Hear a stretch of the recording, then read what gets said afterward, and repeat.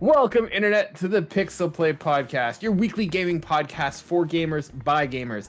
I am one of your co-hosts, Kaylan, aka Catastrophe, joined as always by my co-hosts, Adam, CS Radical, and Chris at Gin and Chris.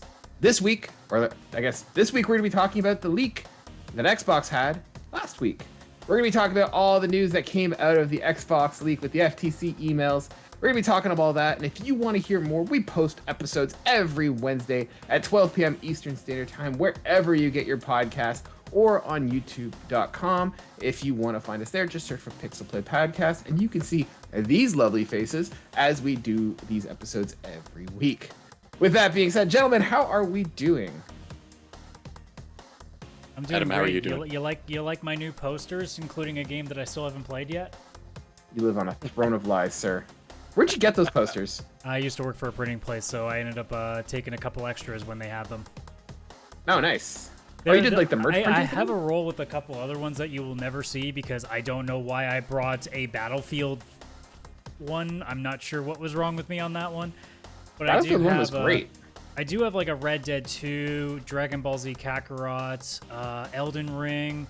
Like, I have a couple of them. Some of them also have a lot more holes poked in them, so they don't look that great from a distance. But, you know, that's another problem, because some of those, you know, might have, you know, hung over my desk at some points in time when I was still at my last job. But yeah, that's where some of these got from. So I picked the ones that looked, A, good in the lighting in this room, and B, that didn't have a shit ton of holes in them.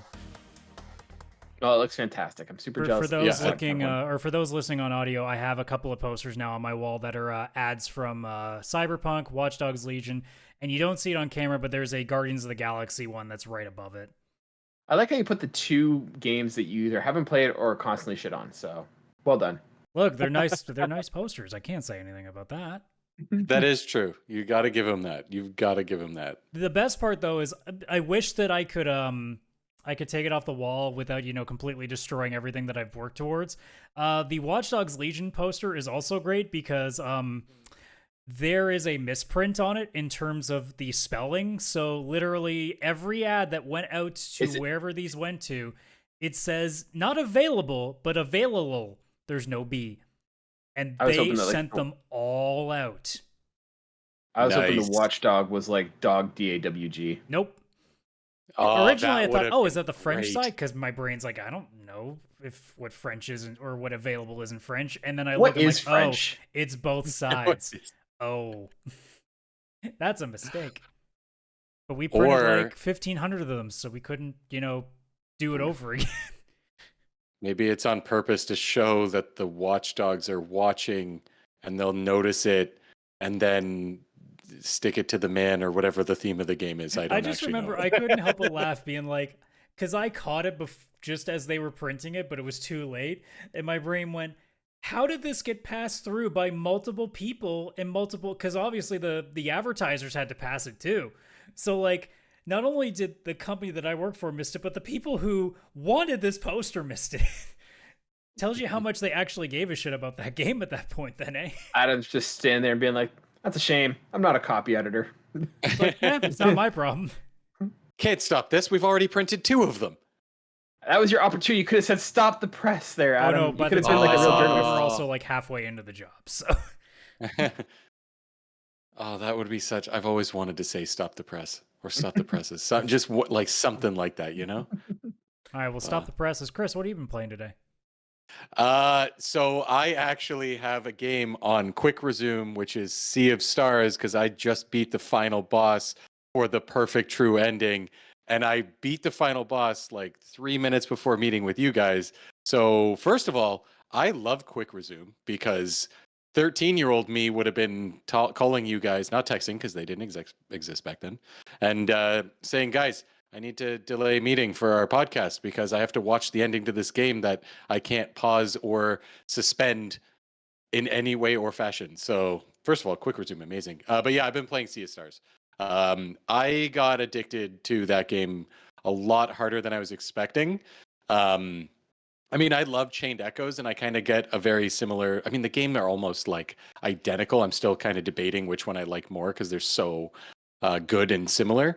But yeah, like I didn't think I was going to go for all the achievements in this one, and I was getting near the game's end with like the normal not true good ending or whatever. And I was like, oh, but I want more. I want more. So I just started doing some of the side stuff that got like achievements or the ultimate weapons and stuff.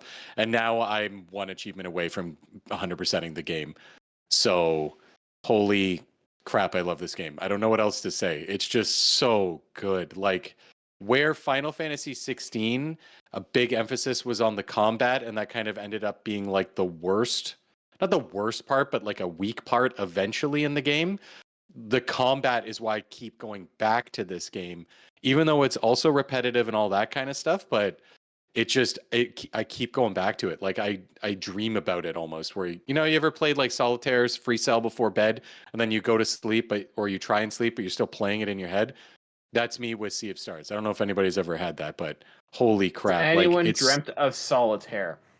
not dreamt, but like where you've played like a repetitive game, like a card game, and then after that, an hour or two of that, and you go to bed or you go to lay down or something, but like you're still seeing the cards in your head because you were just playing so much of it and it's so repetitive. This could be just me. I don't know.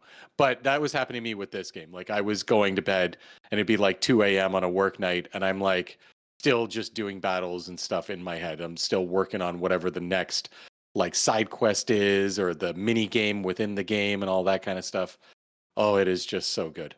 And it's like, the music, the combat, like the story is obviously the weakest part because it's like a Super Nintendo style JRPG. It is exactly what you'd expect if you played any of those, but man, like the everything else with it, it's just so addicting and so good. It's definitely a competitor for my game of the year personally for the year. It's like right up there, probably in like the top 3 for sure. Wow. Yeah. You're playing the wrong Star game on Xbox though. Yeah, that one's installed and ready to go. That's next. As soon as this is done, and I just got one more achievement. I think it said I only have like a couple, like 2 hours or something to go to get that final one, and then uninstall and Starfield. Here we go. That will be next. It's Nice. all right. It'll work out perfectly. You're just playing another game with Star in the title that the weakest part of it is its story. How dare you? You know what? You're not wrong. That's 100%.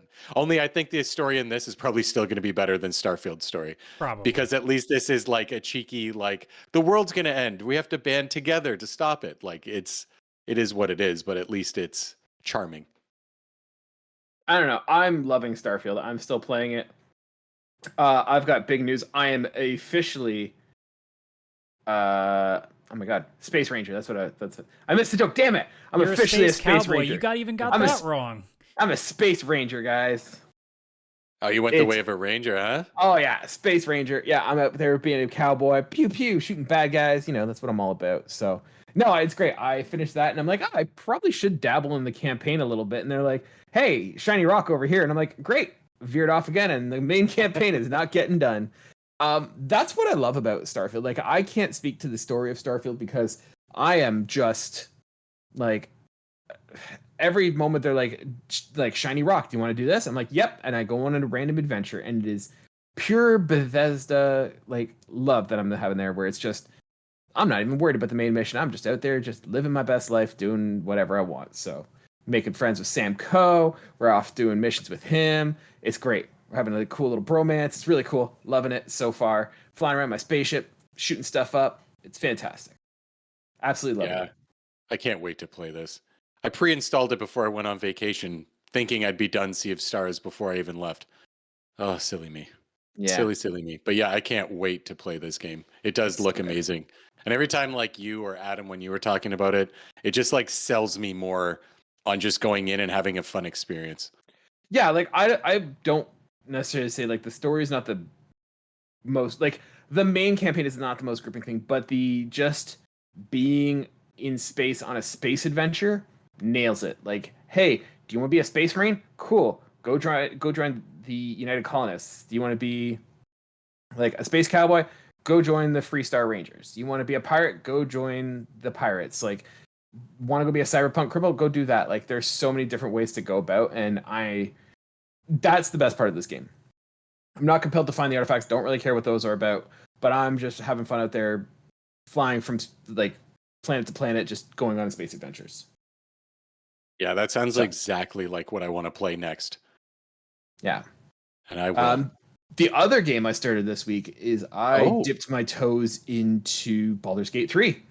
So I play D&D with my wife and some friends every Friday, and they canceled out. So I was like, hey, want to jump into Baldur's Gate 3? And yeah, I'm liking it. I'm interested in it. Like we played it on Friday for a couple hours, and then Saturday we're like, hey, do you want to play it again? So we've probably about 6 or 7 hours, maybe 8 hours into the game, which is nothing. It's a massive game, but like we're interested, but it is not very intuitive in the early parts. So like there's a lot of times where Jen and I were playing and we were like, hey, how do we do this? How do we check our inventory? And there's a lot of knowledge coming in that they assume that you've almost played D&D before. Like there's not a lot of explanation in terms of what different things do. Like we obviously have some background in the sense that we do play D&D, so we kind of know that aspect of it, but it's not intuitive of like, hey, here's what we're doing, here's how we set it up. It's very much like you kind of figure it out as you go. That being said, super cool, super interested. It's a bit of a experience playing with Jen. I've never played a multiplayer game like this or a game like this with Jen, and it is asinine. Love Jen to pieces, but oh my god, we play two different styles. I'm like, hey, let's move the story around, and she is just literally like going around and just like, what's this? What's this? Like, just You knew like, what you were walking into. You've seen her in Skyrim. It's literally like this, like the thing from Nightmare Before Christmas. So it's just going around like, what's this? What's this? And I'm like, no, that's a rock. Everywhere. It's nothing. Leave it. We don't need it. She's like, maybe we could need it. Like, she's just a hoarder.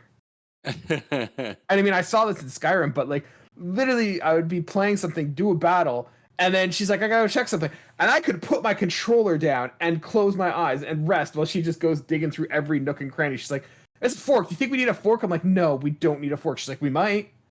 And it was just, we got to points where they're like, we have to dig something. She's like, I don't have a shovel. And 2-3 hours later, she's like, oh my God, I found a shovel. I'm like, we are not going back. That is gone. That's dead to you. Don't even think about it. So 2 hours later. Yeah. Like 2 hours going back. Love my wife. I am enjoying playing with her, but oh my God, it is just, I am playing with, like, I am just dragging her through, and she's like, wait, no, I want to go. Like, it is like going to like an amusement park with a kid and they just want to go to the gift shop. That's all they want to do. It's ridiculous. Yes. Yeah. And then wait, you finally get to start playing it with your son, and all he's going to want to do is just make sure that you keep losing, so he's just going to troll you the entire time? Nah, it's going to kill me. But yeah. Yeah, like I said, basically, Baldur's Gate 3 is just Dungeons & Dragons, the video game. If you've ever wanted to play Dungeons & Dragons and you can't find a group, definitely the way to play. If you have no interest, if you don't like Dungeons & Dragons, this game is not going to sell it to you. There's been conversation about making it more choice-driven and like you can kind of do whatever. I haven't gotten to that point yet. Like, it still seems like it's very much like a, hey, what do you want to do? Here are your 4 or 5 options. Like, it doesn't seem like there's that much choice yet, but like I said, I am early days. This is an early impression. I don't think this is going to be a game I'm going to finish anytime soon. I think the strategy that Jen and I have is this is going to be our D&D couples kind of thing where it's, you know, hey, we're going to play for a couple hours here and there, and it might take us a year. It might be like a full campaign, but like, I don't think it's going to be something that I'm going to sit through and power through every night for like a month. I think this is going to be a long, slow burn for us. Oh yeah. I mean, have you ever played? Oh, go ahead. I was going to say, it's definitely a game that, like, I want to get around to. Obviously, it's potentially one of the games that could be winning Game of the Year this year, but at the same time, as someone who recently tried a Disco Elysium and didn't really find a lot to connect to, even though, like, the dialogue was really good, there was, like, an interesting world behind it, but just the gameplay itself wasn't very, to me, engaging. It makes it interesting on how I'm going to potentially, like, approach this. I know I still at some point need to at least give Divinity Original Sin 2 a shot, and that's what I intend to do before I even open up Baldur's Gate 3, because I don't want to suddenly spend a ton of money and then find out that I don't like this style of game. And I have Divinity Original Sin 2, it's just a matter of actually playing it, which is, you know, much like Chris's backlog has just been something that keeps getting kicked down the road as something else happens. But that's because I wonder, right? It's one of those games that I know that because it's not something I normally play a lot, is that going to be a game that I like a lot? Because sure, there are games that are much more strategic and methodical, like an XCOM, that do work, but for every one of those, there are games like, I can't play a Command and Conquer game anymore. I can't play like a Civilization game anymore. So like some of those games have fallen by the wayside. So at the same time with a Baldur's Gate, because I mean, I'm not too big into Diablo, so that's already scratching that off. So it's interesting. I don't know if it's necessarily going to be a game that I like. I hope I do, because I mean, it looks so friggin' fun from all the different stories that I hear about it, but it's one of those things where maybe it's designed to be fun for a certain audience, and maybe I'm not that, but that is a hopefully this year thing I get to find out, but as we get closer into October, that's going to become increasingly difficult. There's no way in hell I'm playing this year. I want to so bad, but there's no way.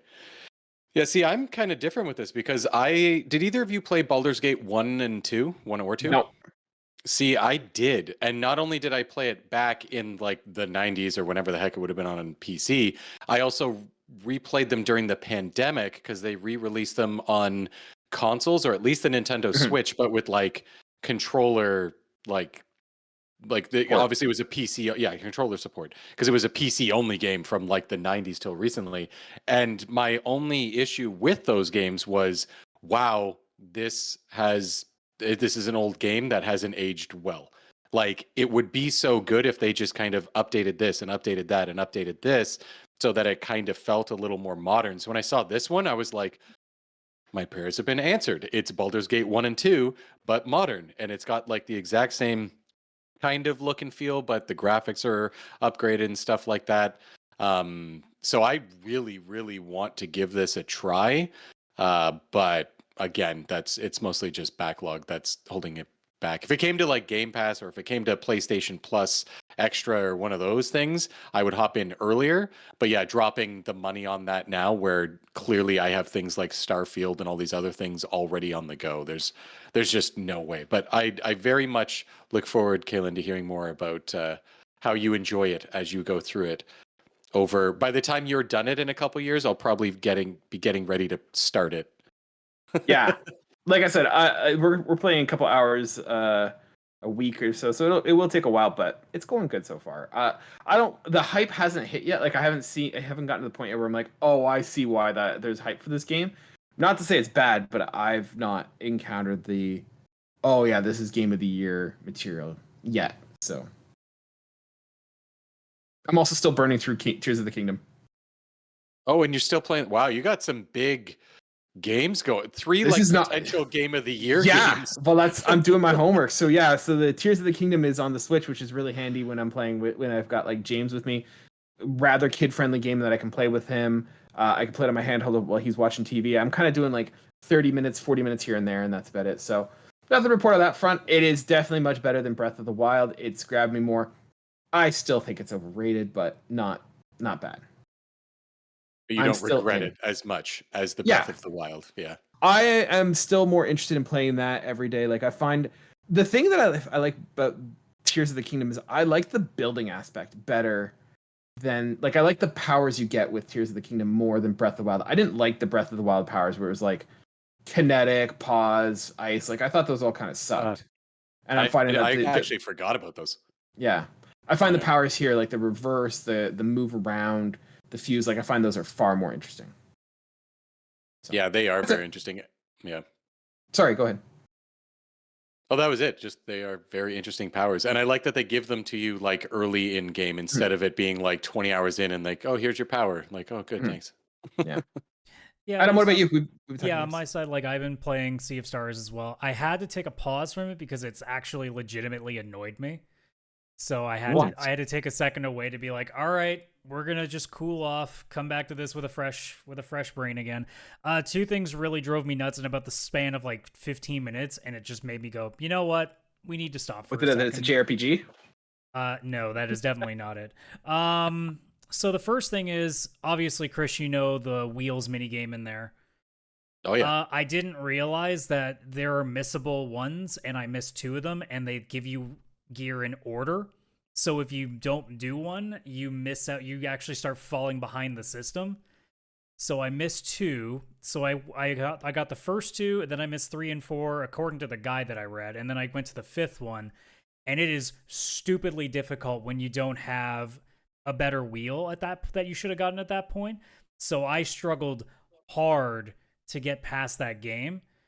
So I was getting very frustrated with that. Finally, after I think like the 7th or 8th time, I finally got like enough luck that I was able to push through it. And I have a slightly better wheel now, but now I know that I'm 2 wheels behind forever because you can't go back. It's because some of these places are places you can't get back to. Wait, where? I feel like this might not be true. You're talking about the wheels minigame? One of them was the ship, which is gone at this point, to my knowledge. Like, I don't think I can go into the ship and then go back because it was a haunted ship at the time.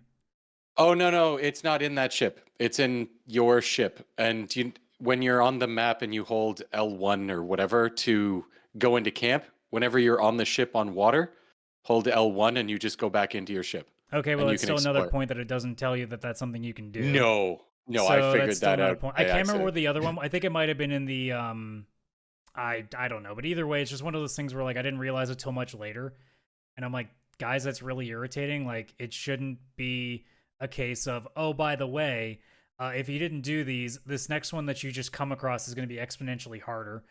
And then I got to the next area now that I have the ship, and I ended up going to the next island you were supposed to. And they've started putting enemies in there where if their HP gets really, really low, they put up a barrier where their damage is severely reduced. And I think you must have to like have like a full bar of special energy. And it was getting to a point where I'm like, this isn't fun. I'm basically like having to do extra attacks for no reason just so I can kill this thing. And that just literally crossed around at the same time. So I went, no, I'm really mad now. We need to stop before this gets too late. It's not like I'm not like enjoying the game. It's just one of those things where it's just the wrong things happened at the exact same time. And it just fucking put me overload. I haven't played anything in the last couple of days because it's been pretty, like my weekend, I basically had 0 time to play, which is actually pretty unusual. But at the same time, it also means that I have a life. So I guess I shouldn't complain that much. Yeah, you should still be. Okay, Mr. Socialite over here. I know, flexing right? with his friends. Yeah, you mean I had to make time to go out to this is my aside, to go to an awesome wing place and have a gummy bear wing sauce, which yes is a thing, and it's also actually good. What? And this guy is probably going to try it when we go to the same place in 2 days, or I guess one day as the time as this show gets put out online. Is this like a local chain, or is this like a sort of like, it's about like from here for where we are, it's about another like 30-minute drive or so.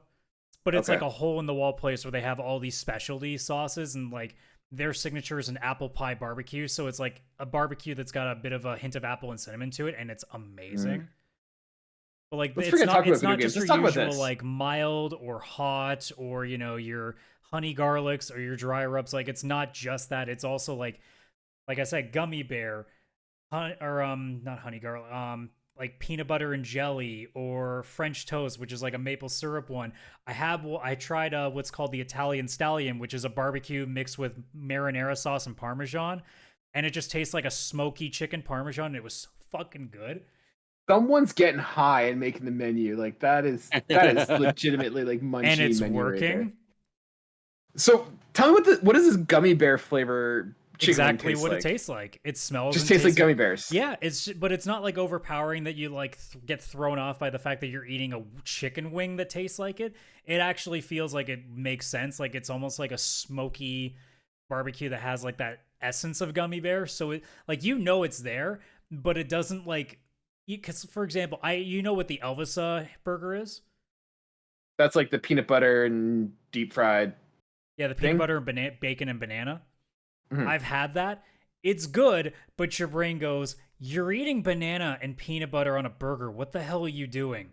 I don't eat this chicken wing that tastes like gummy bears and go, what is going on? What are you doing? No, I went like, yeah, this tastes like gummy bear. Also, it's really goddamn good.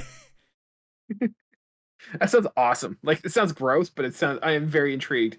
It's like perfect for the person who has diabetic concerns but no heart related conditions. And they're like, man, I want to get my fix, but I'm concerned about diabetes, not concerned about cholesterol or blockage. So let's go. No.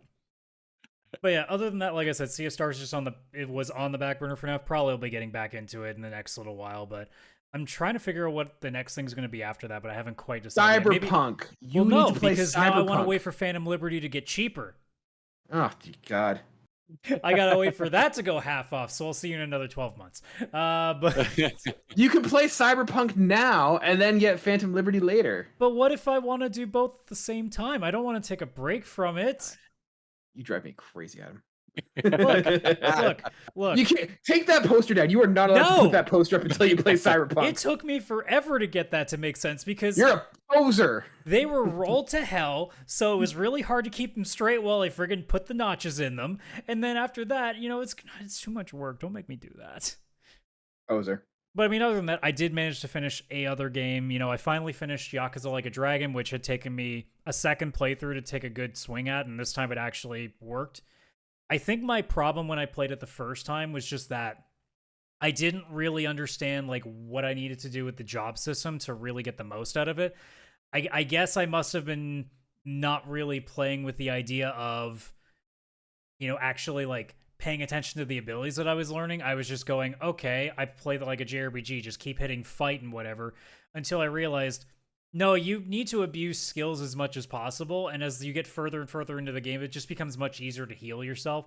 Because the problem in the early game is you have no money, and the easiest way to heal is to eat, but it costs money, and you don't have any, so it's a problem. And there's only like one area on the entire map that you can like heal for free, and it's a long-ass walk to do so. So you could take a taxi to get to it, but that costs money, and you don't have money, so you can't really do that either. So in the early part of the game, it's difficult to stay healthy, so you don't have to keep going back and healing constantly. Once the money flow starts, and once you start getting some skills, especially when you get a party member who has a white mage class, essentially, it gets a lot easier to not have to be worrying about how many items you have, or where the easiest way to heal is at that point. You can start getting through things a little bit better. And especially once you get past like the midway point, things are really quick. You unlock all of these different moves. You have so many different jobs you can go through. And again, what Yakuza's strengths are is that the side stories are in full swing by then. Instead of the Cabaret Club minigame that me and Chris like, there is a business minigame that is a very easy way just to sink time, because you just want to keep making copious amounts of money and eventually unlock skills for your main character that's just you literally slapping people with a giant wad of cash. It's called just the fat, the fat cash slap or something, or the fat stack slap or something like that. And it literally is just you holding like literally a Japanese fan like shaped size of just money and just going pop, pop, pop for a ton of damage. And it's great. And yes, Chris, you do have a chicken that helps you run the business, except its name is Omelet in this game. Oh no. And also, the summons that you get in this game are ridiculous. There is one that is a lobster. Oh my gosh. And just some of the weird things. Again, I know that Kaylan's, it's breaking his brain, but it's one of those things that I go, you know what? If you really need an absolute palate cleanser, Yakuza games are great for that, because it has no direction in terms of where it goes, because it literally will switch based on what you're playing, from the most serious stuff that has some pretty heavy shit in it to some of the weirdest shit possible. And I love it, because it makes it never boring. I don't have to think about, I'm so depressed all the time. And it's not like, oh my God, this is just too much. I can decide when I don't want to go too much anymore. So Kaylan, just play a goddamn Yakuza game and get it over with. My God. I played a JRPG. You play Cyberpunk. Oh, he's got a point. Okay, so when I play Cyberpunk, you agree to play Yakuza 0. Okay, cool. No, I'm already one ahead of you. I played the JRPG. No. Yakuza 0 isn't a JRPG. That's my cop out. It's a beat 'em up. It's different. It's the dumbest thing I've ever heard, really. Nope, you should do it. I'm gonna make you do it. I will buy you a copy if I have to. We are potentially meeting up next month. I will go to a store. Actually, never mind. I have a copy. Never mind. I solved this problem. I will hand you my goddamn copy, and you will play it. I'll use it as a coaster. That's what I'm going to do with it. You better fucking not. No, I'm not going to. I would, but there's just too many games coming out. I'm busy that weekend. That's his excuse. I see what he's doing. No, he's setting up plausible deniability already.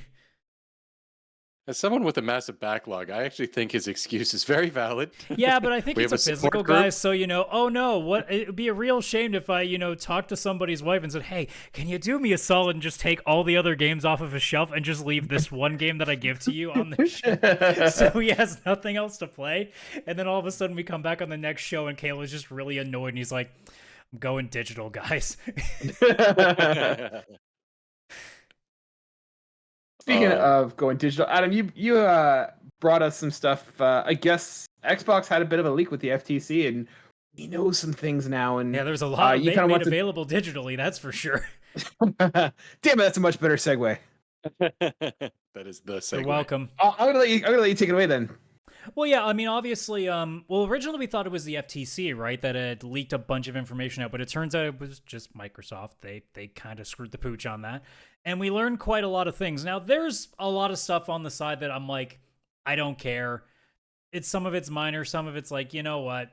It's like emails between them talking about like, oh, here's what we think about this, and here's what we think about. Like, it is funny in retrospect to know that they were going to give Larian Studios only $5 million to put Baldur's Gate 3 on Game Pass, but that's also not knowing what we knew now. Like, back then, I don't think any of us thought Baldur's Gate 3 was even going to be like an 8 out of 10 game. I think we all just assumed it was just going to fall under the radar like a lot of games have been this year I mean, alone. think about it like it's a PC RPG from 20 years ago. Like, it Yeah, wasn't because I more. remember Like, when they said it that wasn't they on were our bringing radar. a Baldur's Gate 3, and I'm like, that's really cool for like the few people that still care about that license without me thinking, oh yeah, D&D, if a lot of people actually still care But about that dozens license. of us are excited. Yeah, but at the same time, like, I've never heard anybody talk about Baldur's Gate since like at least 15, 20 years ago. So, Right? Oh, like before this one. Yeah. I was like, Kaylan talked about it in the intro. like, Weren't you here? the one I can think of the most He that doesn't people listen to my was intros. Dark Alliance like PS2 He just era? zones out until he hears Adam, and then he jumps in. What? Nothing. I don't care anymore. Are you talking about Dark Alliance? I think like Yeah. there was like a D&D game that came out like last year, and it bombed. Yeah, it's just I don't know. It was just one of those things that I found like there was a lot of stuff in these leaks that were very funny. I just picked like a couple of things that I thought were the most interesting. I mean, obviously the things that are going to affect us were a big deal. So obviously there was a leak about their roadmaps for, the next coming consoles. Things like they're looking at another new controller that's going to, obviously add more to the system, and they can just charge like $150 for it probably, but they did mention like better haptic feedback, so they probably took what the DualShock 5 did and they want to make that a little bit better, which makes sense because I mean honestly the DualShock 5 for what it does is pretty cool at times. Having those triggers that actually are a bit weighted depending on what it was like. Playing Deathloop was really cool when they jammed. Like it is kind of like a neat little immersion trick to it. Like stuff like that I think is really cool. So I mean if anybody wants to copy that, have at her. Deathloop is probably, I can think of probably the only game I could think of that did the haptic feedback like the best. Honestly, I don't even notice the haptic feedback anymore on those controllers. Like, do either of you guys notice? It really depends. Like, I think it's like a lot of things. It was a gimmick that I don't think a lot of people nearly as much committed to. I mean, obviously, like we think about like Astro's Playroom, about how well that did with the controller. But like, again, you're right. It is definitely a thing where it's a lot more time consuming for a developer to put that much effort into it. I think this is again like a proof of concept of how it can work when it's a lot easier to streamline. This is something like 10, 20 years down the road we'll be taking as like a normal feature and is much more utilized in the same way that like I think a lot of other things that 10, 15 years ago we didn't think was a big deal, and now all of a sudden it's like just constantly around. Well, I think if Xbox does come through with a haptic feedback controller, I think then we'd probably see more proliferation, because then it makes sense to put that effort, because both consoles are using it. Right now, there's little to no benefit to do it. Yeah. Other than, oh look, cool. It's the same way they were like, back in like 1999. We were like, hey mom, look, the controller vibrates if I hit this tree with my sword. Mm-hmm.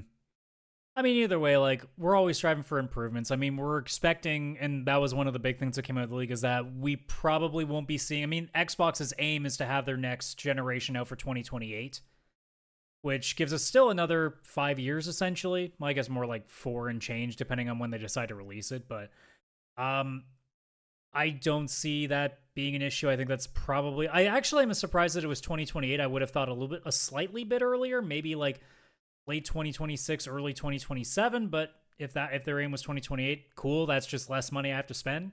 I'm okay with that.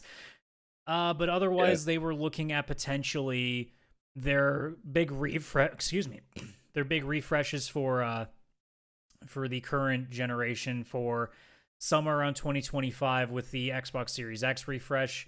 Just a little bit better power consumption. Being able to handle 60 frame 4K a lot more often, because obviously, as we've seen, a lot of games on Xbox are still very much hard capped at 30. And I guess it's also like, again, we're talking about a series of games that are coming out that are almost more like they're made for PC, and they're trying to scale them back just to make it work on a console that, sure, is still really powerful for what a console is, but it's not, the latest RTX. So there's only so much you can do with it. Are you talking about the all digital one that they were talking about, like the cylindrical console? Yeah. Because as I understand it, I don't think it actually is a different Series X. I think it's just a Series X without a disk drive, and that's it. Like I don't think it has any sort of spec increases, because I think if I saw it correctly, it was just like same Series X, just digital or something now. Oh, I could have sworn. I mean, this is the thing too with when you're looking at a bunch of different posts from different rumor boards, like you never know what's in there. I mean, it's possible. I mean, it'd be nice to see if they, at least like pump it up a little bit more, like a PS4 Pro kind of would be like, because again, the idea of like already in this generation, we were promised 60 frames and we're already having trouble with that, even for some of the biggest games. Like that is kind of, to me, that's still something that's like, guys, like come on, like this shouldn't be that difficult to ask for. Even in 1080p, it shouldn't be. But at the same time, like if it is just a digital only, with and even from what I'm looking at here, like, just reducing its power consumption and things like I don't think that's and the big one was also like a better or higher internal storage, which honestly, I don't know what you guys think. Is the internal storage being a problem for you guys? Because I have still not found it, unless I'm literally keeping everything I install on my console. I have not needed the second SSD that we've been considering for both consoles. I've never had that need at any point yet, because even when you buy like a game digitally for PS5 and it gives you the choice between downloading the PS5 and the PS4 version, the PS5 version in terms of size is almost like half because it's better optimized. Yeah, unfortunately, I do have both expansions for the Xbox and the PlayStation, but that's because I have a very bad habit of anything that is on my radar for playing, I install it so that way when it is time to go, there's no excuse to not go ahead and play it. So that's more of a personal thing. So I eventually did get both of them, like an SSD for the PS5 and the expansion card for the Xbox when it was on sale. Whenever it was like Boxing Day or something like that.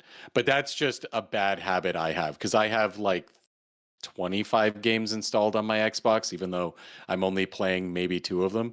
Well, and there's also like I keep Forza Horizon 5 installed in case I ever want to go in and certain things like that. But yeah, I don't need it. I could definitely go without it, but I'd have to be a lot better at not jumping between games or having a massive backlog and trying to get through it. I'm of the mind that like I haven't had to get an upgraded storage for either of them. I mean, I just got the Xbox, so that's a moot point. But the PlayStation, I find, isn't crippled by the size of its hard drive, but I do find that I like probably like three times a year I have to go in and like clean out my hard drive and get rid of some of the old games, and it's tough. Like I'm not gonna go back to games, but like there are games that I'd keep it on, maybe I'd jump in. Stuff like Hitman, I might jump into, like ones that like they're easy to pick up and play, but every once in a while I have to go in and kind of clean up the old games that I've been playing and that I've moved on from. So like it's not one where I can just keep downloading and forget, but I have to kind of maintain and clean up every once in a while. So it's not detrimental. It's not like it was with like the original PlayStation 3 when it was like 60 gigs and you had to like update it delete games every month or so. But it's not, hey, I feel free in terms of how much storage I have. Yeah, I mean, definitely with the PS4, I had that problem. I had a multi-terabyte hard drive that was connected to it on the side. Oh yeah, PS4 is bad with that too. Like, there was no way with that console. I have had no need. Like, I have still that hard drive connected to my PS5, but it's only housing all the old PS4 games from before. Like, I put everything on the hard drive now, or the SSD in the console, and I've never needed to. It might just be like, I guess maybe I'm just a little bit better on keeping it clean by not like having games stay on there. And granted, I'm probably also, in a different situation than some people, especially I know if you live out in rural areas where it's a little bit different, where you don't have like higher speed internet, where it's easy just to re-download stuff. So I suppose it's a matter of situational basis, but I think at this point, compared to most generations, like this has been easily the easiest one to keep a hard drive that isn't constantly being maxed out. Whereas, like, oh my god, I remember how easy it was to max out memory cards in the PS2 days. Good freaking Oh lord. yeah. Oh yeah. Oh yeah. I had like 6 of them. And I'd have to figure out which one I needed for the game I was playing and everything. I'd have to like go in and actually delete saves. I was like, do I need the save anymore? I probably don't, because I don't want to go buy yet another memory card. It was brutal. But I guess that Just does for lead. con- Oh, sorry. Go ahead, Kaylan. I was just going to give you an update. So I just looked here. So yeah, they're saying the new Xbox, the 0.5, codenamed Brooklyn, is basically it's going to deliver the 4K Gen 9 console gaming with more internal storage, faster Wi-Fi, reduced power, a major immersive controller, and a beautiful redesign, all for the same price of $499. So like, no, there's no it's actual. it's more of a. It's less of a like processing. It's like a upgrade so much as slim. it's just like a quality of life upgrade, more or less. Yeah, but the same price. So you're getting Yeah. less for the same price. No, I mean, I guess that begs the question. This can also be put alongside for, if there's a PS5 refresh as well. What would it take for you guys to take your current console and whether it's an Xbox Series X or an Xbox or a PS5 right now, what would it take for you guys to actually decide to make the trade in and get the newer version? Because for me at this point, like, apart from, I guess, mine breaking, I don't think there's really anything that would personally get me to do it, unless that price is staying the same and the upgrade is so massive that it would be stupid not to. But that would be like okay, when I have like, I don't know, my tax refund next year, like maybe that's something I can use towards it, but it wouldn't be something that I would do like willy-nilly. Chris, you want to go ahead? Sure. For me, my biggest issue is I get FOMO whenever there's a new version. And like, I don't know, it wouldn't be as much with the PS5 and the Xbox, just because, I mean, I have a gaming PC, and if I really need like a certain game to be a certain quality, like I can probably get it on there and stuff. But again, like I'm telling you right now, if Steam Deck had a version 2 come out that had like a better screen and stuff like that, it would take me like no time at all, even though I tell myself, no, don't do it. I'd upgrade. I've upgraded my Switch. Like I had the normal Switch, and then they came out with the OLED screen. And it's the same thing. It just has a nicer screen with smaller bezels, and obviously OLED is beautiful. But I like traded in my old one and went to the new one because I had FOMO about not having a now upgraded screen. So it really depend on what upgrade they're giving. If it really, like if a game was coming out like Jedi Survivor when that came out, that was pretty rough on consoles just at the beginning. If that was like, listen, the 60 FPS is like all stuttery and not doing great, you're going to be stuck at 30. But if you had the PS5 Pro, you'd have like a solid 60 frames per second at 1440p or 4K. It would be really hard for me to not uninstall all my games and wipe my PS5, take it to GameStop and trade it in for the new one. Like it would be hard for me not to do that. And of course, obviously it depends on price. It's like I was excited for the PSVR 2 thinking, oh, this would be a fun thing. And then the price revealed itself and I was like, there is no way in hell I'm ever Yeah, I saw one in the getting store that. the other day and I pointed at and looked at my girlfriend and said, that is something I am never going to own at that price point. There is no goddamn way. Yeah, there's no way. So if there was like a PS5 Pro and it was $800, no, there's no way. If it was coming out at the current price of the PS5 and then the normal PS5 was getting a discount, then kind of I would have maybe a feeling like, all right, maybe I could sell my current PS5 and then just pay a couple $100 more and I'll have the better one. I can do a couple $100.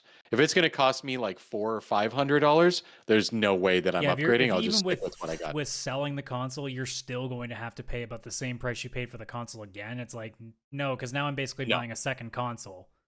Yeah, exactly. It would have to be where it's just a couple $100 with trade-in to upgrade. That would be my way. I'm the opposite. Like for me, I don't think there's a price point necessarily.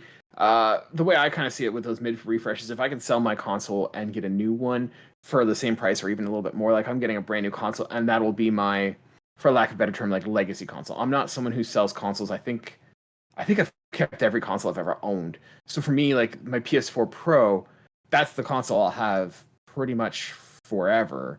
I mean, I know it's probably eventually going to die out or whatever, but for me, that's like just, hey, I'm replacing it with a new one, paying a little bit more, getting a better system. For me, it's what it delivers. And I think it's in a weird spot because TVs, like I'm not getting an 8K TV anytime soon. Like we're at 4K and I think we're going to be here for a little while. So like resolution doesn't matter. I think what would get me to go for it, and I think it's more of a PlayStation than an Xbox situation. Because for me, I look at Xbox as sort of my bargain best value gaming. Like I'm not looking at it for cutting edge high end. I'm looking at like, hey, this is a great value and I'm really enjoying it.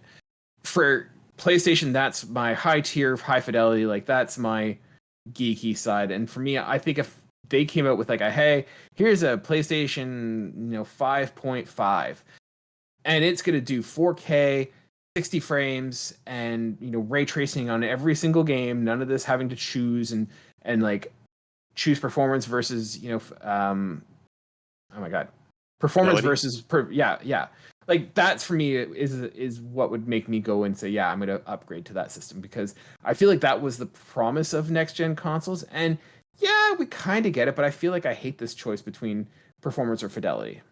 And I feel like that still feels very much like PlayStation 4 Pro versus a brand new console. So for me, that would be my game changer. And I don't necessarily think, granted, there is a ceiling where I'm going to say that's stupid, I'm not going to pay that much. But if it was like $600, 700, and then I could trade in my PlayStation for another $200 to $300, cool, I'm in. Yeah, I think that price point would work for me. I think that's around where I would consider it. Yeah, if like GameStop is organizing a thing where it's like, hey, you trade in your PS5, we'll give you $250 or $300 towards your they would never do that. They'll give me $50 if I'm lucky. No, that's what I got. That's how I got my PlayStation 4 Pro. I know, they had a thing like that. I'm jokingly saying that because GameStop doesn't give you actually any good pricing, but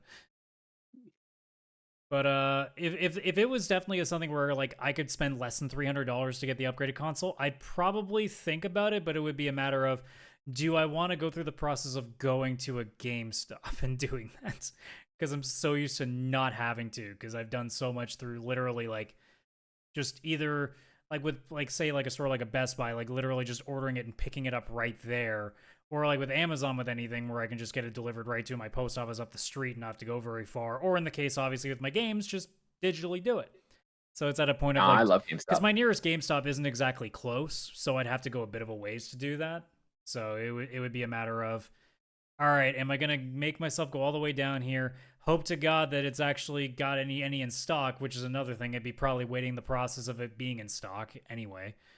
But it's to me, it's more of a, maybe it's something I think about like maybe 6 months plus afterwards, but maybe by then the deal's done, so I can't do it anymore, so who knows. True. Yeah, if it was under $300 to upgrade, it's not even a thought for me. It's like $270 and I'll have a brand new upgraded PlayStation or Xbox. I would do that in a heartbeat. If it was like, again, 4K, like actual upgrade, not just like what the Xbox is doing with a like redesign. I don't need a redesign. I don't care. They look the way they look. In the case of the PS5, would you guys want a redesign of it, or are you okay with where it's at? 100%. Can't wait. I want that resolution, fidelity, performance all in one. If it's like a Pro a physical redesign of the PS5 in the same way that the Series X thing looks like it's more like circular. I mean, I don't care for it. It's ugly. I'm not going to say the PlayStation's nice, but I'm not going to spend money just to get an aesthetic. I could put a cardboard box over it and ignore it if I wanted to. Well, your heatsink might think otherwise, but yeah, your heat. Yeah, we would not suggest the cardboard box. It's a cold cardboard box.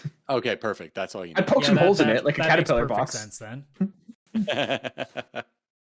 like you do when you caught caterpillars, you just poke a couple holes, put the animal in it. It's fine. Sure, let's go with that. But yeah, that was like the main things that they were talking about with the consoles themselves. There was a couple of other interesting bombshells. I mean, obviously the big one that everybody was talking about was Phil Spencer saying that it would be like his big dream get if they bought Nintendo, and I immediately laughed at that because my brain went Like, it wasn't even a factor of Nintendo would never sell itself to you, which is the answer. But it's also, guys, you're still in the process of fully transitioning to Activision Blizzard, and you think Nintendo is going to be easy? That's going to be a 50-year process going through those courts. Yeah. I mean, I think they're blowing this out of proportion. I mean, like, it's Phil Spencer saying, be like, man, it'd be like a bombshell if I could buy Nintendo. Like, yeah, it would have been a bombshell if I could have gotten Becky to go to, like, prom with me. Wasn't going to happen, but yeah, it would have been a bombshell if it did. Like, I feel like there might be a false equivalence there, because clearly Becky is way more like an actual like value than Nintendo is for anybody. I mean, sorry, Nintendo fanboys, I didn't mean to say that out loud. Stirring the pot. Yeah, I think it's also blown out of proportion. Like, I don't think this was like they put in a bid and were very serious and it didn't go through and then they were really mad Nintendo said no. This was just an internal email of Phil Spencer being like, man, that would be a career moment. Because wouldn't that be cool? That statement's not wrong. Yeah, like, I almost want to sit there and they'll be like, Phil, why are you even saying that out loud? Like, you know it's not going to happen. You have to manifest these things. Yeah. We all have one-on-ones with our bosses where we have to bullshit our future or whatever, where we have nothing to say. We have to think up something on the spot.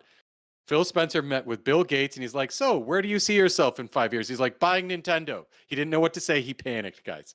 Sometimes it's hard. Adam, you got to imagine that, like, Phil Spencer has like a vision board and has Nintendo on there. I mean, look, it would be pretty funny if all of a sudden, like, now he's not even just switching just t-shirts. Now he's wearing different hats. That's true. I do find it also very funny that not long after this leak came out about them wanting to buy Nintendo, or them like trying to go really hard at getting From Software to do stuff for them, that Capcom that came out and was quietly like, yeah, we're not interested in Microsoft acquiring us. I just like imagine it's Phil Spencer on the phone. He's like, all right, so what do you say? We're going to buy Nintendo. Like, I think this is a good move. And like, it's literally just like, Nintendo's just like Charles Martinet, like, hey, you're the ambassador. You take this call. He's like, I don't know. I just do the Mario voice. Oh, I'd love to just be a fly on the wall for that. That would be Please so stop good. calling. No, he probably just said, we need to let's go, and hang the phone up. We need to I just imagine, like, I now picture the situation that they're like, hey, Charles, you know, we're kind of done with you as the Mario voice. You've had a good run, but we want you to be the Mario ambassador. Oh, cool. Does that mean like I'm going to go to places and like be an ambassador for Mario? Yeah, kind of. And they literally just put him at reception at the front desk. Just for Phil's calls, because he calls every couple days. Yeah, but yeah, there's a lot of these little like internal emails where it's just like you're looking at being like, you know, it's nothing really that big a deal, and of course people are blowing it out of proportion, but at the same time it's like, it's kind of fascinating to know what actually is said behind closed doors, you know, in the way that they were like I said, pushing really, really hard. They like trying to get some sort of deal with From Software to pay them a bunch of money to put like all their games on there, just so they could say they had Elden Ring on Game Pass or something like. It's interesting because I think they also had a list of like how much money they were intending to spend on getting certain games onto it, and that was interesting to see like how they valued certain properties. I couldn't find it like quickly, so I wasn't able to pull that up, but stuff like that, like, it's fascinating material, but it's also at the same time, you know, none of this means anything because it's literally just internal business talk that generally a lot of these things don't amount to anything, because the amount of paperwork that it has to be done, the amount of channels it has to go through before it even gets put on somebody's desk is it doesn't happen. There's so many things that you think about, like games that could have come out or games that were like potentially slated to even start in production that never happened. It's like it'd be pretty fascinating, because I mean there was even the list of like Bethesda titles that are rumored, and like you see like, you know, like Elder Scrolls 6 was slated for next year and Ghostwire Tokyo was going to get a sequel, and you're like, yeah, none of that's happening. Yeah, no. Yeah, there's so much random stuff in there too. Like there was people, I did see a few threads where people were freaking out over, I think in there it was that Xbox might make a handheld. And it's like somebody wrote that down on a Friday in a meeting and like that's it. Because there's no way Microsoft would be like, all right, here's the Xbox Boy or whatever you'd call it. And people are like, oh, like does the Steam Deck need to be worried? It's like, no, what are you like? This isn't actually coming to fruition. This is just internal meetings where people were like, hey, Xbox One didn't do so well. How do we save this? And there's like they came up with a million different ideas and they've still just got them all written down and now they're leaked. Like it's just internal stuff that means nothing. So much of it means nothing. Phil Spencer's in a room. He's like, all right, guys, we need to spitball some ideas on like how to get more relevant, how we can make money. Don't worry, no one's ever gonna see these. Just and no idea is a bad idea. Now give me a second, I gotta go make a phone call. Stop calling. Hey, Nintendo. If you don't let us buy you, we're gonna make our own handheld. Yeah, and I mean the last thing that I saw that, you know, again, it's probably a bunch of bullshit. I mean, we are also talking about things that are said to, you know, a court to try to probably like downplay like how much they're doing. Because I mean, the fact that they won't reveal their Game Pass numbers is kind of interesting, considering how every other service will tell you exactly how many subscribers they have because it's their badge of honor. And Xbox is holding that close to their chest. And you figure there's got to be some sort of business reason for why, because it's very weird that you wouldn't be touting that shit.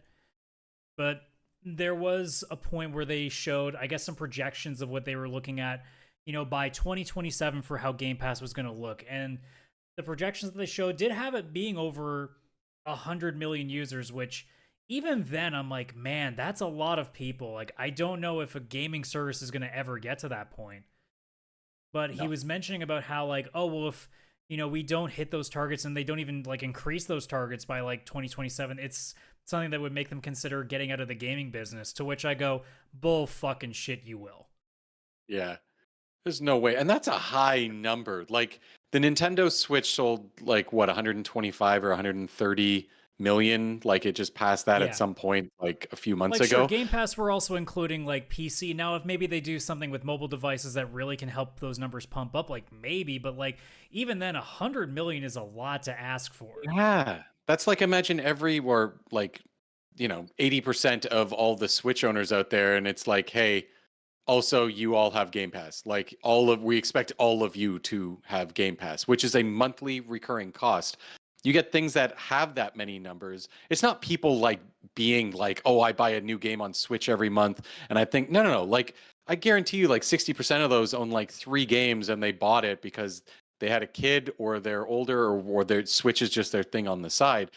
To expect 100 million people to subscribe to Game Pass and then continuously pay for it without ever taking a break or anything like that is a very tall order that it just doesn't even seem like it would be realistic. It's more a company shooting way too high because if they do, then maybe they'll reach it, but they never do.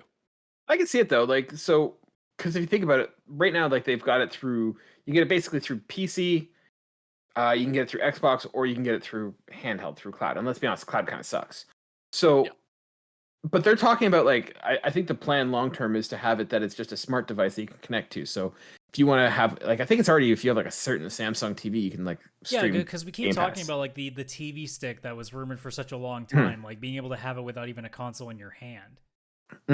So like, I think once it becomes no longer tied to, hey, you need this console or high-end gaming PC, I think there's some like a really good argument that, yeah, you could get 100,000, especially like they're talking about 2027. Like a lot of things could happen with like the fact that they're doing like device and network cracking down. I could see them doing a thing where like, hey, you've got to pay, you know, for an Xbox license for the thing, and then each device, like if you want to play it on your Xbox and your PC, you got to pay an extra $5 per subscription. And does that count as 2 subscriptions? I don't know. That'll get people. So I think what's off.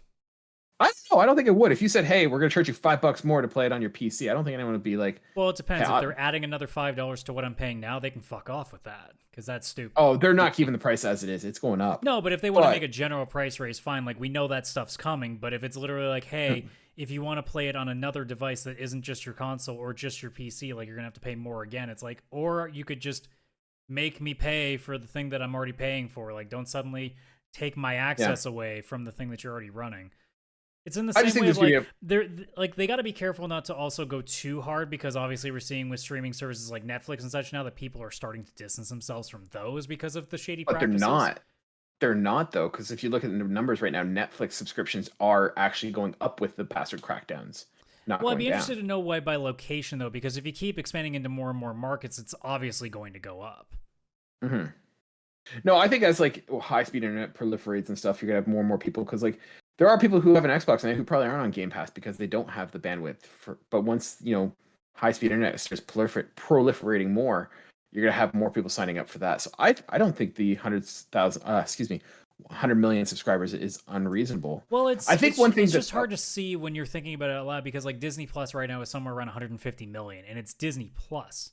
So like, yeah, you're in your head, you're thinking like, and as Chris was saying too, like the amount of Switches that have been sold, you're thinking like the amount of people that it's going to take for even just a service like that. Like I don't know, it's not improbable. It just seems like one of those things that like when you think about it, it seems like a difficult number to get to. But we're also talking about a projection for another 4 years from now. But again, like that projection, they said they have to breach and then do better than, and they could potentially leave the business. To me, that's the part that I can't help but chuckle at a little bit because I'm like, if you're doing over 100 million subscribers, plus your console sales, plus your game sales, and that's still not good enough to you, you're in Square Enix territory on how you friggin' project your shit.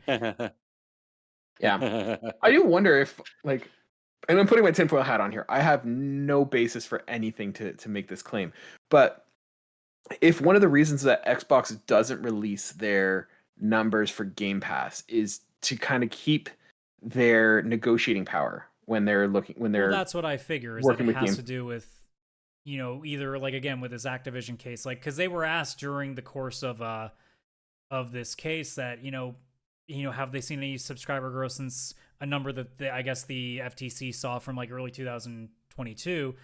And they said, well, at the time of this conversation, it was in October. And they's like, well, there hasn't really been any significant growth, has there? And Phil said, no, there hasn't been really no growth in that like 9-month period. To which it's also interesting to know that like they're already sort of hitting like a block right now. No, but I'm saying like if from a negotiating standpoint, like if it matters when they're negotiating with developers and publishers to be like, hey, we're going to give you $5 million to Baldur's Gate. We only have we don't have a huge subscriber. We're not going to have that. Like, you're not going to lose out on that many sales because you don't know what our subscriber numbers are. Whereas if we said, hey, yeah, we have 100 million people on here, then game developers are going to be like, oh, that's 100 million people who aren't going to buy the game because they can get it from Game Pass. And so I wonder if Microsoft keeps those numbers quiet as a negotiation tactic and not having to people be dissuaded because they think that that's going to be lost sales revenue. I mean, it's possible. I believe it. That's just, and once again, I'm just thinking out loud. I don't actually have anything to back that up. I mean, it's just definitely one of those things where, again, we're talking about business practices where a lot of them tend to be very shady. A lot of them hide stuff intentionally. I mean, as we've seen, like how many companies claim to be losing money and yet they have record profits when the actual sheets come out, and it's just a matter of, yeah, an accountant can make numbers look like anything they want if they really wanted to. So it's the same thing where like all you have to do is just kind of you just slightly skew the data that you have here, and it can look like you're almost doing no progress when the reality is you're making tons. Yeah. But yeah, I mean, honestly, like there's so much more. Like if you really wanted to sit down and go through a bunch of the stuff in the leaks, like there's so many little things you could go through, but like those are the ones that I think stood out to me. Obviously, the idea of we're potentially getting a new console in the next 5 years, which I think we all kind of knew was going to be the case anyway. It seems normal. Yeah, it does seem pretty straightforward. Getting a refresh in the next couple of years in terms of like maybe not a pro version of the Series X, but just like a slightly better version. Definitely not like a game changing, not anything too like crazy on its actual technical specs, just more quality of life changes. And then obviously just the conversations around like where Game Pass might be going in the future and just like other funny memes like that. Like again, the Nintendo thing I just thought was extremely hilarious. Because like all I could think of is like, the new Nintendo in no goddamn, if Nintendo was going to sell itself, there is no fucking way they give themselves to an American company. I don't even think they can. They would sooner bankrupt the company and fold than they would give it to an American company. I don't even think from like a case of like Japanese business law, I don't even think they can. I think there's like a law saying that like Japanese companies cannot be bought out. If there is the possibility, it's still like the idea of like they would sooner like give it to somebody else in Japan for far less money so that they don't hand it over to somebody in the States. Yeah. There is I'm going gonna to give it to Konami. I'm going to call the new Xbox that they're coming out with the Xbox Series all digital and just call it the Xbox SAD for short. Oh god. Nice. I mean, based on how they've done recently, I can't imagine the name's going to be that good. So You Wait, mock it now, but when I feel like that's actually what because Xbox One had the Xbox One S, an all digital version, and they called it the Xbox One SAD. That oh, was, I think that already happened. damn it, I'm not as original as I thought I was. It's probably No, buried in my subconscious. well, I mean, look, or neither is the I knew you Xbox were naming going to do it. conventions. They're not that original either. So The Xbox Series X divided by Y.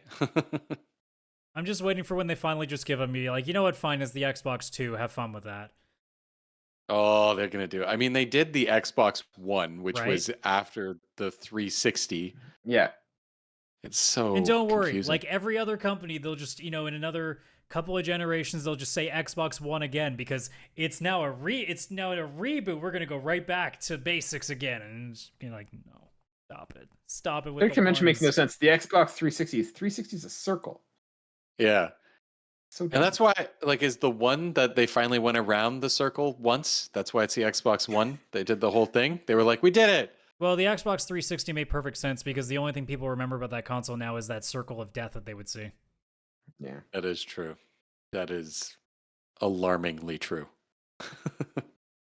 But I mean, at this point, I guess like the thing is like it's so interesting to get a look from like the insides of a company of this scale, right? So for our perspective, like, is there anything really that you guys see there that like was a leak like this actually like beneficial to us gamers, or was it more on lines like just something for people to shitpost about? Because to me, like we've obviously spent a whole podcast on it, but I don't feel like we're sitting here like talking about this like it's some revelatory thing so much as it's just like, yeah, they're making new consoles, sure, yeah, there's games coming out, and yeah, they said in an email at some point that they want to buy Nintendo even though we know that's not feasibly possible. Like, I feel like a lot of people made a big deal about the leaks, but I don't think as a gamer, like as a general consumer, did this really give you anything that was worth like getting hyped about. I think this is more just things that we probably already knew. Well, I think one of the interesting things that comes out of it, and it's a weird thought process I have about this, in that like we now like my Xbox's hand has been tipped. Like we know about the new Xbox Series X. We now know that they're making another console. We know about the improved control with the haptic feedback. So like the next like Xbox conference is going to be just us sitting there waiting for all these things to come out. And then it's going to come out and we'll be like, oh, well, we already knew all these things. Like there wasn't anything new there. Yeah, if anything, and this we're is gonna be beneficial to Sony because now they know what their competition's doing.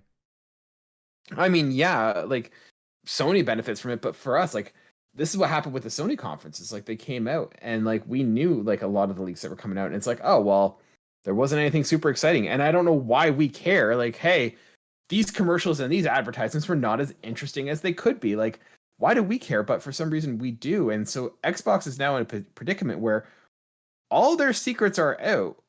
And it's gonna be very hard for them to come in and be exciting and to get our attention because be like, oh yeah, we know about that. Yeah, we know that too. So like, I don't know. I feel like Xbox conferences are going to be a little underwhelming for the next little while as all these like information trickle out.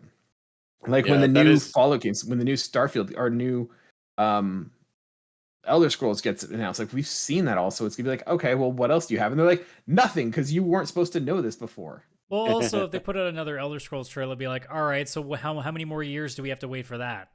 Because it seems like every time something new comes out about it, it just increases how much longer we have to wait for it.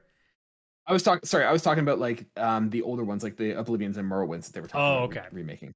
Oh, yes. Yeah, like unless they have specific game releases that didn't get included in that leak that they're working on, like first party stuff, I feel that's the only thing they could do to actually like surprise us with anything. But I mean, also that's kind of Xbox's MO right now anyways. It's kind of, I don't even watch the conferences to see what's being announced so much as what's being added to Game Pass as soon as the conference is over. Like, because there was always like a couple games where it's like, and it's available today, like when Tunic and stuff come out. Buy now. Hi-Fi Rush. Yeah, so yeah, it's definitely going to be tough for them. when it comes to us gamers, like, did we benefit at all from this? No. Is it interesting? Like, if you're able to look at this and not take it too seriously and just be like, oh, that's interesting that business works like this and this is all the stuff behind the scenes, even though they're not going to do most of it. Like, as long as you can keep that mindset, sure, it's an interesting thing to see, I guess, if it's something that would interest you. But it's not like it would benefit us in any way. Because, like Kaylan's saying, if anything, some of the surprise has now been taken away, and that is kind of crappy.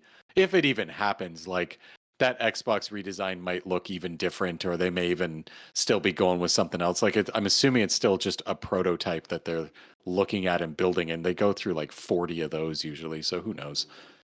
I think that there was no benefit to this, and cool, it happened, and I think people won't talk about it in like another month.